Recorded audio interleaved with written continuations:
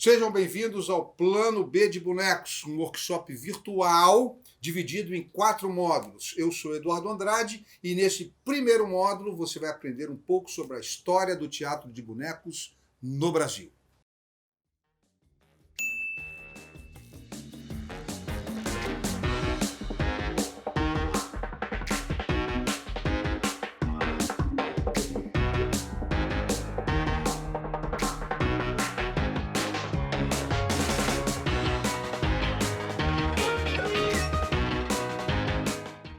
Vamos começar então o nosso primeiro módulo do workshop virtual Plano B de Bonecos.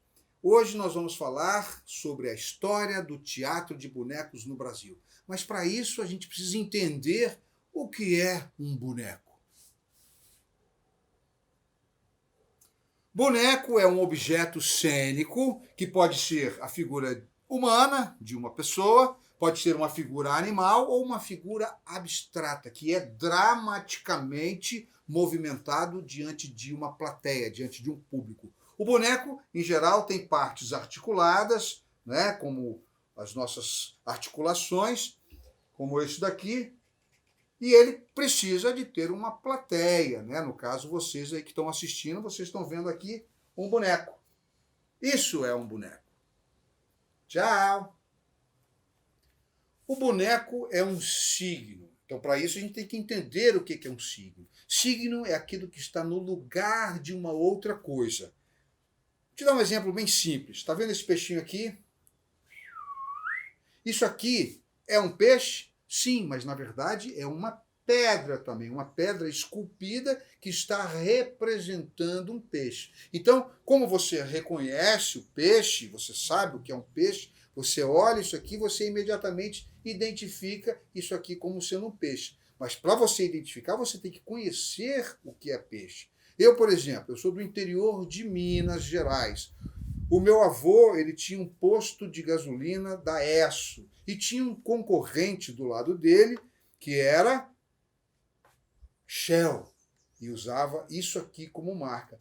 Como eu, no interior de Minas, né, em Minas não tem mar, eu nunca soube, até os 9 anos, quando eu vi o mar pela primeira vez, eu nunca soube que isso aqui era uma concha. Então, a identificação, você reconhecer um objeto como um signo, você tem que saber o que ele está representando. Né? Eu achava que isso aqui era um leque ou uma flor, mas não identificava isso como sendo uma concha, porque eu não sabia o que era uma concha, e nem sabia que shell é concha em inglês. Tá? Então, só para vocês ficarem ligados, o boneco é isso, o boneco é um signo, ele vai representar uma personagem, ele vai estar no lugar dessa personagem. Vou falar um pouquinho agora sobre os primeiros bonecos. Para isso, nós vamos fazer uma viagem no tempo. Fazendo uma linha do tempo e percorrendo algumas civilizações, vamos encontrar registros que comprovam o uso de teatro de bonecos. O humano estava despertando para a magia da representação. A possibilidade de pegar uma matéria-prima e transformá-la num objeto dotado de características próprias. Em seu livro Teatro de Formas Animadas, Ana Maria Amaral nos dá um panorama muito detalhado, com registros fotográficos do teatro de bonecos em várias culturas.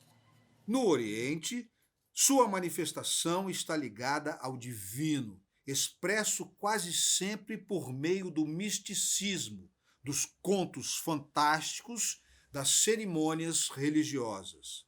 No Egito, existiam estátuas animadas nos templos e em algumas tumbas foram encontrados bonecos representando o séquito do faraó, ou seja, os servos que iriam servi-lo na outra vida. Vestígios de um teatro de bonecos foram encontrados na Índia no século XI antes de nossa era.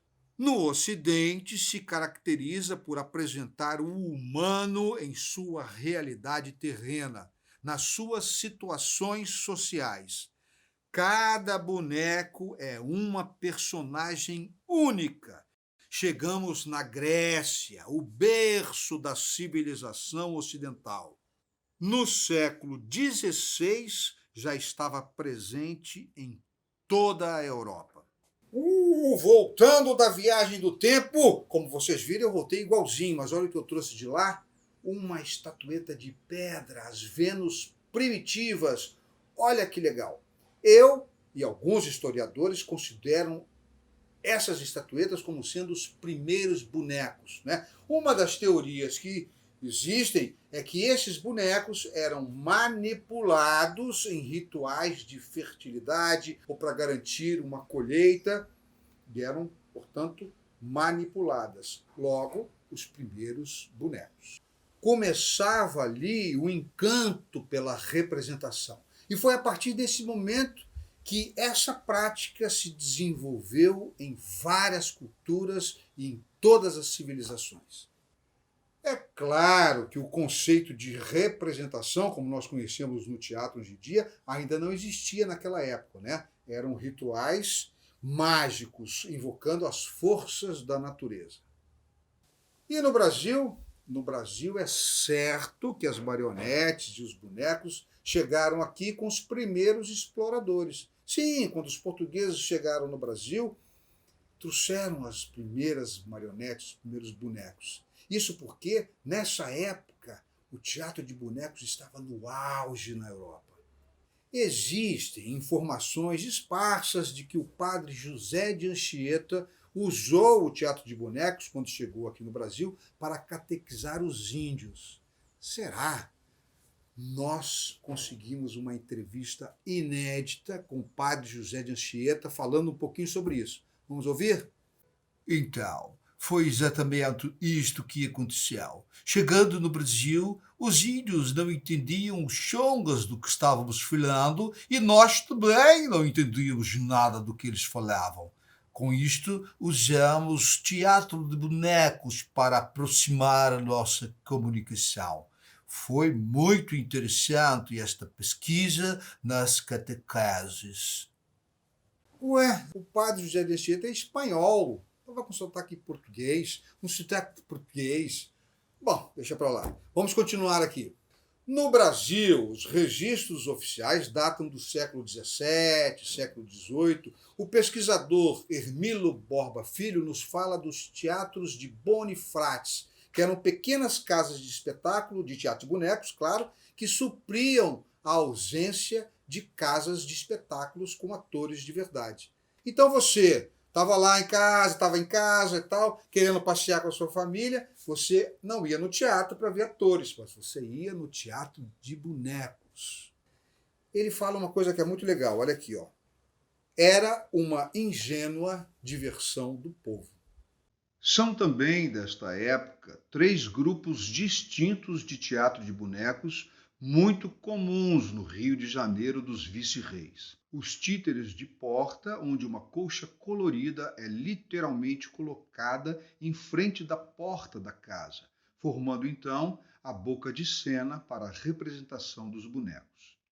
Os títeres de capote ou homem-palco eram uma forma de apresentação ambulante, onde o bonequeiro é tudo, fazendo do seu corpo o próprio palco.